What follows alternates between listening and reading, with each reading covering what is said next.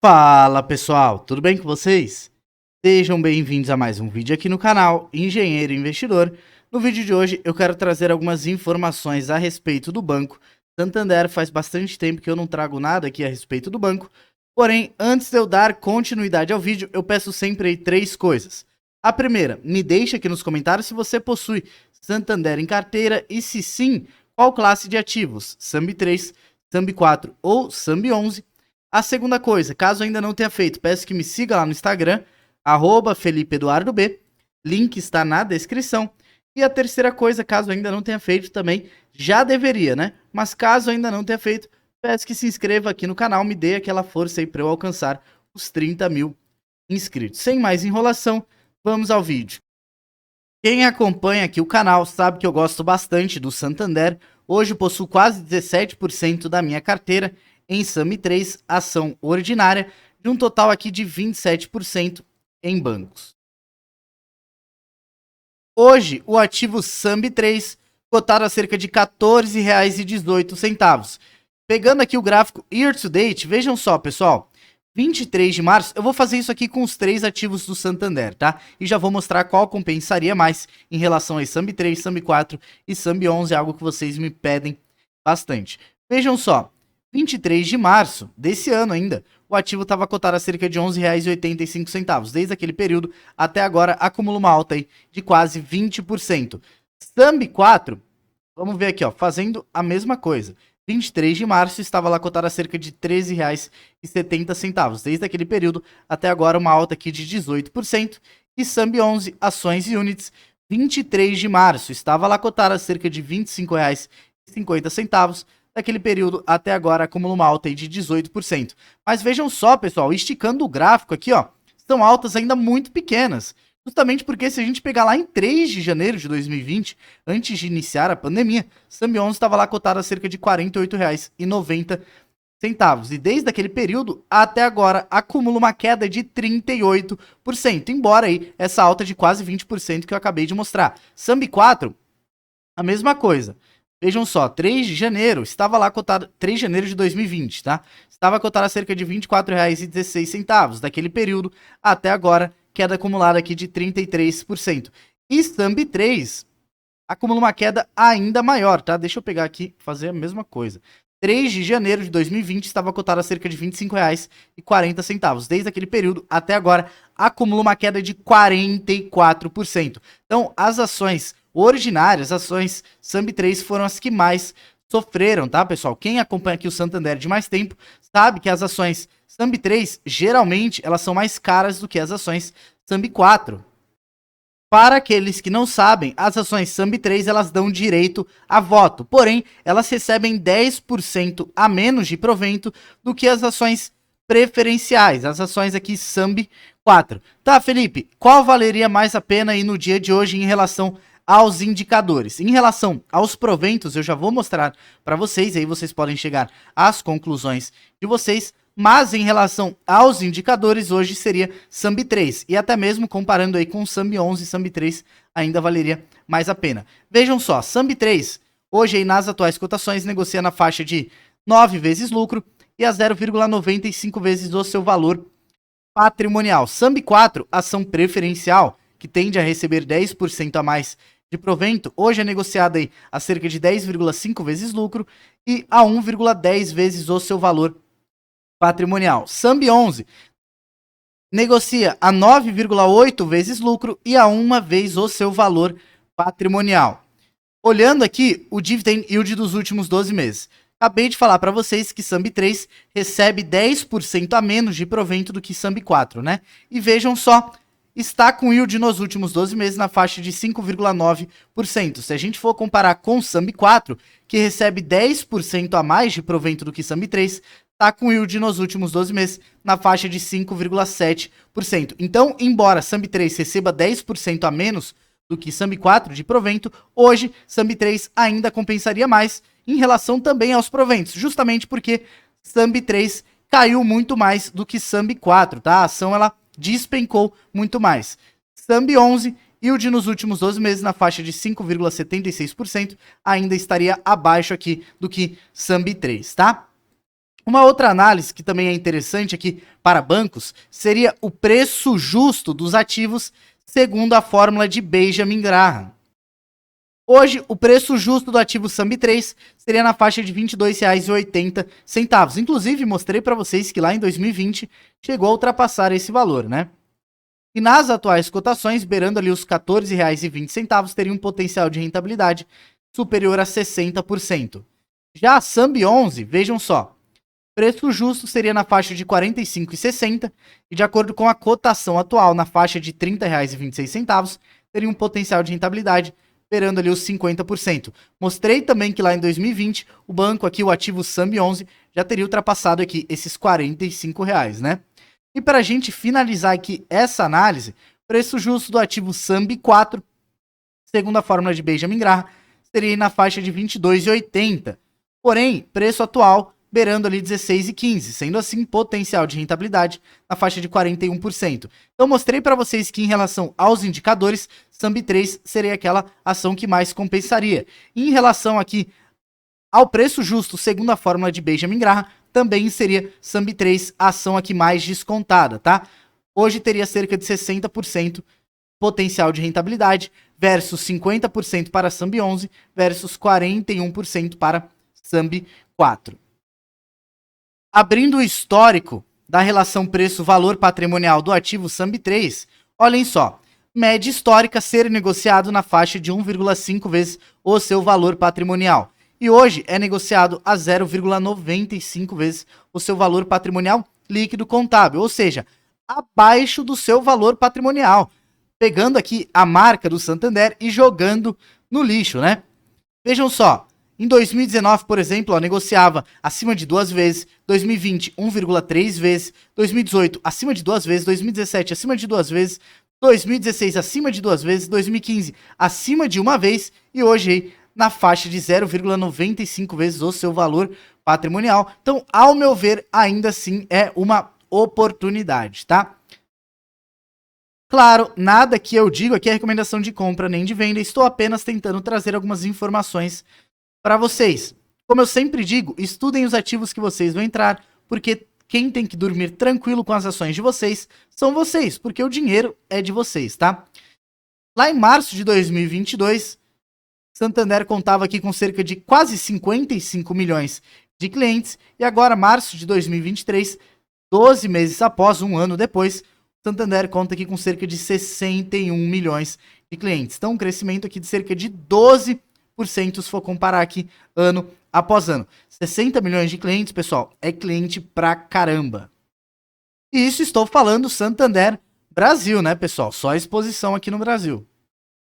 Lucro líquido do banco. Lá no primeiro trimestre de 2022, o banco reportou algo na faixa de 4 bilhões de reais. E agora, nesse último trimestre, primeiro trimestre de 2023, reportou algo na faixa de 2,1 bi. Estou arredondando aqui os valores para facilitar, tá?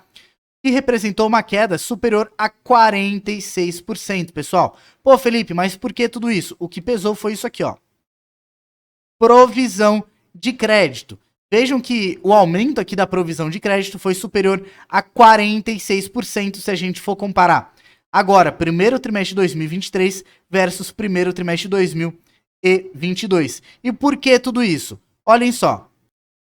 A carteira de crédito do banco ultrapassando os 500 bilhões de reais, dados mais atualizados que eu tenho para trazer aqui para vocês, referente ao primeiro trimestre de 2023, mas vejam só, mais de 45%, para ser mais preciso, 45,7% dessa carteira de crédito do Santander é voltado para crédito pessoa física. E pessoal, crédito para pessoa física tende a ter um índice de inadimplência bem mais elevado do que pessoa jurídica. O banco já sinalizou, já avisou aqui nos balanços que quer sim diminuir a sua exposição a crédito pessoa física, mas ainda tem muito que trabalhar, né? Está andando a passos curtos. Vejam só, março de 2022, pessoa física representava aqui 46,4% da carteira de crédito. Dezembro de 2022 reduziu aqui pouca coisa, mas reduziu para 46,2% e agora 45,7%. Está reduzindo, mas anda aqui a passos curtos. E é claro que isso acabou refletindo aqui na qualidade da carteira. Vejam só, índice de inadimplência, pessoal. Pegando aqui pessoa física e também pessoa jurídica, tá? Primeiro, pessoa física de 15 a 90 dias. Vejam como vem aumentando. Pegando aqui, ó, primeiro trimestre de 2021, índice de inadimplência para pessoa física na faixa de 5,2%. E depois, ó, trimestre após trimestre, esse valor vem crescendo. Finalizou aqui o primeiro trimestre de 2023, índice de inadimplência para pessoa física na faixa de 6,5%. E vejam aqui, ó, de 90 dias ou mais também vem aumentando. Pegando lá o primeiro trimestre de 2021, estava na faixa de 3,1% e trimestre pós trimestre vem aumentando. Hoje na faixa aí de 4,5%. Realmente precisamos esperar o próximo balanço do banco para a gente ver como é que vai ficar aqui esse índice de inadimplência, se ele vai continuar subindo. Já volto ali para falar do índice de inadimplência pessoa jurídica, mas que tende a ser muito menor do que pessoa física. Vejam que no mês que vem, em julho, no dia 26, antes da abertura do mercado, o banco vai divulgar os seus resultados referentes ao segundo trimestre desse ano de 2023. E claro, eu já trago aqui para vocês tudo comentado. Vamos acompanhar aqui para a gente ver para onde vai esse índice de inadimplência, se vai ser controlado ou se vai continuar subindo, né? Principalmente aqui o índice pessoa física. E claro, com isso, as despesas aqui de provisão de crédito aumenta, o custo de crédito aumenta. Vejam só, custo de crédito de 12 meses, pegando aqui do primeiro trimestre de 2022 até agora, primeiro trimestre de 2023, vem crescendo aqui trimestre após trimestre. Isso, claro, sendo puxado aqui por pessoa física. Tá, Felipe, e pessoa jurídica está controlado?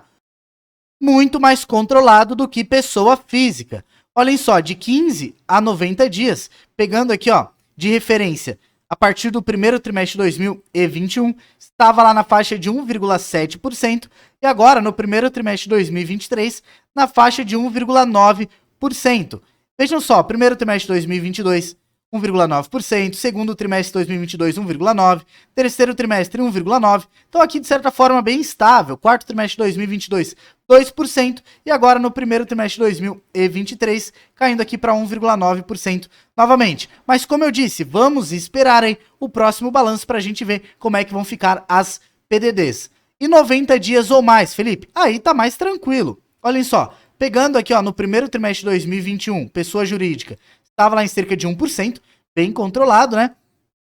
Primeiro trimestre de 2022, 1,4%, deu uma boa subidinha, mas logo depois caiu de novo, ó. Segundo trimestre de 2022, 1,1%, terceiro trimestre de 2022, 1,3%, quarto trimestre, 1,4%, e agora no primeiro trimestre de 2023, ainda em 1,4%. Então, de certa forma, muito mais estável do que pessoa física, não tem nem como comparar, né? Mas claro, vamos aqui sempre acompanhar.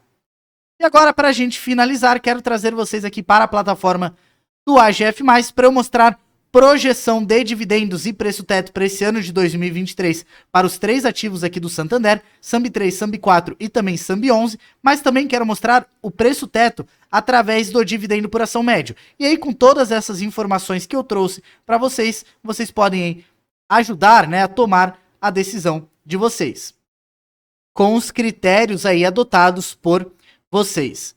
E como eu sempre digo, caso tenham interesse em assinar a plataforma Ações Garantem o Futuro, AGF+, com 20% de desconto, mais 30 dias gratuito. Caso você não goste, pode pedir para cancelar e pegar o seu dinheiro de volta. Eu vou deixar link na descrição e também fixado nos comentários. Para você que está montando aí uma carteira previdenciária com foco na geração de renda passiva, com foco aqui no recebimento de dividendos, a plataforma Ações Garantem o Futuro foi desenvolvida aí para você, tá?